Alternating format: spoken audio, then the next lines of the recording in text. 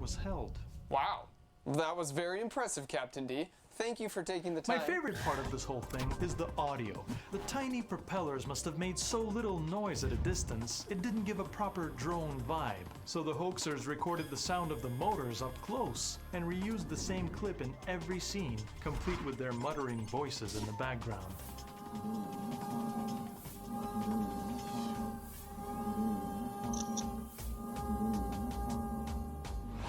Awesome. Well, thanks again for... But even more impressive is the number of posts, messages, and tweets, presumably from people with functioning eyeballs, asking me if this painfully obvious edit is real, over and over. Okay, Captain, well, take care. I've got to go back to my... Even you, Mark! How could you do this to me?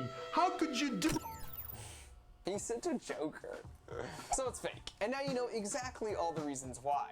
But it's still a really interesting idea, and I was curious what it would look like if you actually built one of these using less special effects and more practical engineering. So naturally I called in my buddy Peter Schriepel, whose qualifications include building his own electric plane from scratch, and he immediately got to work.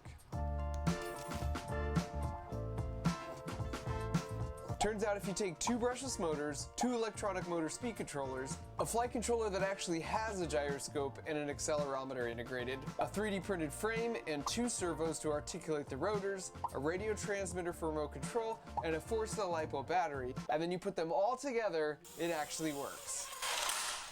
Kind of. We had to do a bunch of test flights to calibrate that feedback control loop we talked about before. So if we notice the drone is either undercompensating or overcompensating when it starts to fall in a certain way, we tweak the response sensitivity in between flights until we get to the sweet spot.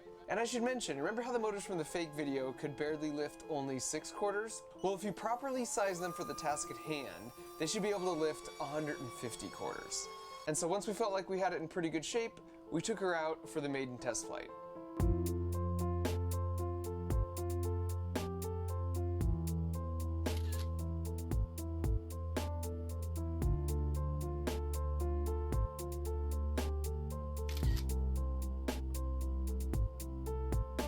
In our defense, it was a little windy out there, but as you can see, it can be pretty wobbly at times. The truth is, a bicopter like this totally works, it just isn't a great design choice. The reason pretty much all camera drones are quadcopters is because they're much more stable due to a larger footprint shared between 4 motors. And by getting clever with the throttle speeds, you can move in all 6 degrees of freedom with no moving parts. So there you go, with solid engineering, you don't need hidden rods or masking and rotoscoping, and Sir Isaac Newton can once again comfortably rest in his grave. So the moral of the story is just don't cheat and lie and scam. I actually considered going a little easier on Amazing Maker, but then I happened to scan some of his other videos, like this knee brace that charges your phone and even powers this flashlight as you walk. In theory. I'll skip the details, but in reality this system would also never work as other videos, like this knee brace that charges your phone and even powers this flashlight as you walk. In theory. I'll skip the details, but in reality this system would also never work as shown, which is why if you rewind that and stabilize on his hand in the pocket, you see him click a hidden flashlight switch.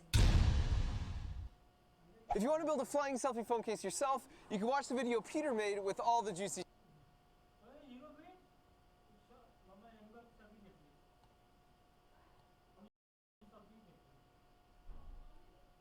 I was challenged to create electricity to support this beast.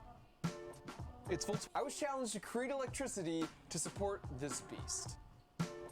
It's Volkswagen's carbon fiber to support this beast.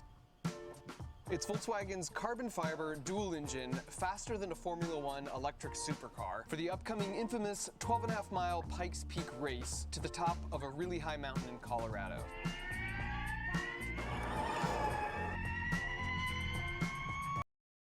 And they gave me no further instructions on how they wanted it done, so I thought how cool would it be to charge it up using one of those science fair lemon batteries. And since I'm pretty sure using only one lemon isn't going to cut it, my plan is to build the Guinness World Record world's largest lemon battery. And when it comes to making ridiculous things, no one is better at that than fellow YouTube engineer, William P. Osmond. Oh. The first video I saw of yours was when you biohacked your dog. How did that work? Not well. We tried to dangle a hot dog in front of a dog's face on a mechanical backpack, and then you can steer the hot dog to try to get the dog to change directions, and what he ended up doing was sitting down and eating them. So we've estimated this should take about 3 days for us to build, and yet I've only allotted 2 minutes for this in the video, so you know what that means. Do you plan on your videos working?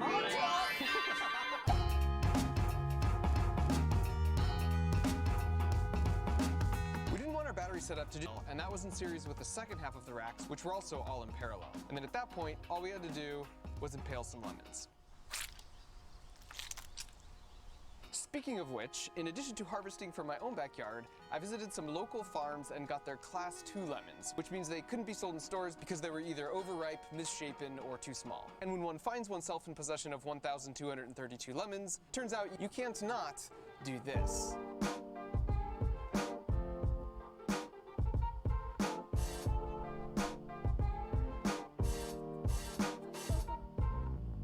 What's my safe word?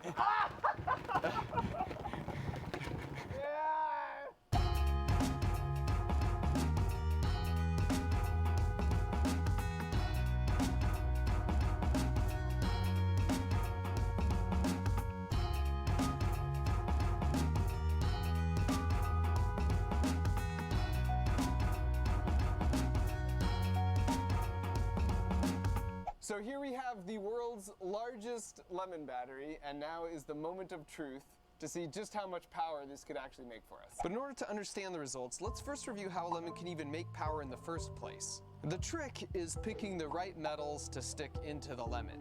In this case, zinc really wants to get rid of electrons, and then copper really wants to collect them. But they can't do that unless they're connected by some kind of electrolyte, and that's the lemon juice. Once that happens, an electrochemical reaction occurs at the base, and the electrons can now move. And moving electrons is the very definition of electricity. It's sort of like how the water in the full cup naturally wants to flow to the empty cup lower down, but it can't do that until you connect the two with the straw, which allows the water to flow. So in this case, obviously, the higher cup is the zinc, the lower cup is the copper, and the straw is the lemon. And so then the flowing water represents our electricity or power. And so with that, We were measuring just under 5 volts, and the short circuit current is not great, Mark. Basically, our lemon battery is awful. yeah, Like, it's impressive. no. The fact that it works as well as it does is cool, but as well as it works is not well. Does that make any sense? Makes It's no like- sense, whatever you just said. Just stop. It sucks. And to quantify the suckiness better, you can listen to a motor running off our 1200 lemons versus a single AA battery. So it wasn't looking good for the car, but we weren't about to let 3 days of work go down the drain. So because the battery produces so little power, we use a tiny, tiny high gear ratio motor, 1500 to 1, to charge up our potential energy, which is more lemons. So it should take about 15 minutes to lift this bag, and then we can release that all at once to activate our lemon juicing mechanism. Basically, like, all of these guys are working together to, like, drain the lifeblood from one of their brethren. Maybe this was too dark.